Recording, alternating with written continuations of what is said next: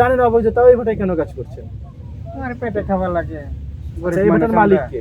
খুলনায় সরকারি নিয়মনীতির তোয়াক্কা না করেই অনুমোদনহীন অবৈধ ইটভাটা পরিচালনা করছেন কিছু অসাধু ব্যবসায়ী।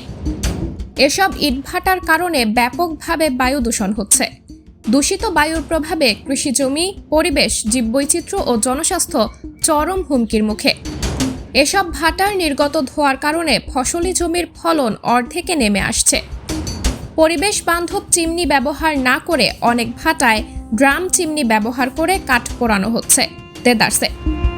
এছাড়া ভাটায় পোড়ানো বিষাক্ত কয়লার পানি সঠিকভাবে নিষ্কাশনের ব্যবস্থাও করা হচ্ছে না অধিকাংশ ইটভাটায়, যার কারণে চরম স্বাস্থ্য ঝুঁকিতে পড়ছে মানুষ। এছাড়া বিষাক্ত কয়লার পানি নদীতে পড়ে দূষিত হচ্ছে পানি, যা ব্যবহারে আশেপাশের এলাকার মানুষ মারাত্মক স্বাস্থ্য ঝুঁকিতে পড়ছে। এ সমস্ত অবৈধ ভাটার মালিকেরা দফতরি কাগজপত্র ছাড়াই সংশ্লিষ্ট দফতরের কিছু অসাধু কর্মকর্তাদের ম্যানেজ করে বছরের পর বছর তাদের এই অবৈধ রমরমা ব্যবসা চালিয়ে যাচ্ছে। প্রশাসনের নাকের ডগায় বসে প্রশাসনকেই বৃদ্ধাঙ্গুল দেখিয়ে অসাধু ভাটা মালিকেরা তাদের অবৈধ কার্যক্রম পরিচালনা করে আসছেন। খুলনা বিভাগ জুড়ে জেলা উপজেলাগুলোতে এমন ইটভাটার অবস্থান খুব সহজেই আমাদের সকলের কাছে দৃশ্যমান হলেও কোনো এক অদৃশ্য কারণে সংশ্লিষ্ট সকল দপ্তরগুলো রয়েছে নীরব ভূমিকায়। এই নীরবতাই বলে দেয় এ সকল অবৈধ কর্মকাণ্ড সংশ্লিষ্ট দপ্তরগুলো রয়েছে সম্মতি। এ সকল অবৈধ ইটভাটার অধিকাংশতেই হচ্ছে শিশুশ্রমের মতো জঘন্য অপরাধ। অল্প পারিশ্রমিকে শিশুদের দিয়ে করানো হচ্ছে নানা ধরনের ঝুঁকিপূর্ণ কাজ। এসব কোমলমতি শিশুরা জীবনে বাঁচার তাগিদে জীবনের ঝুঁকি নিয়ে কাজ করে জীবিকা নির্বাহ করে থাকে। এক্ষেত্রে শ্রম অধিদপ্তরের ভূমিকা খুবই রহস্যজনক ও হাস্যকর। বায়ু দূষণ রোধে ভাটায় চিমনি 120 ফুট উঁচু করে নির্মাণের নির্দেশনা থাকলেও ইটভাটা মালিকেরা তা মানছেন না। তারা দায়সারাভাবে 40, 45, 50 বা 60 ফুট উঁচু করে চিমনি নির্মাণ করছেন। এছাড়া চিমনি ভাটার ক্লিনের একপাশে স্থাপন সহ তার ভেতরের অংশে পানি রাখার ব্যবস্থা থাকার নিয়ম রয়েছে, কিন্তু মালিকেরা সে আইনও অমান্য করছে।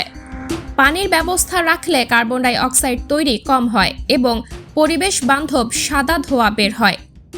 এই ভাটাগুলো তো বৈধ লেখো আগে চলতো, অনেক আগে চলতো। আমার দাদারা, আমার বাপেরা দাদারা করছে এইসব ভাটায়।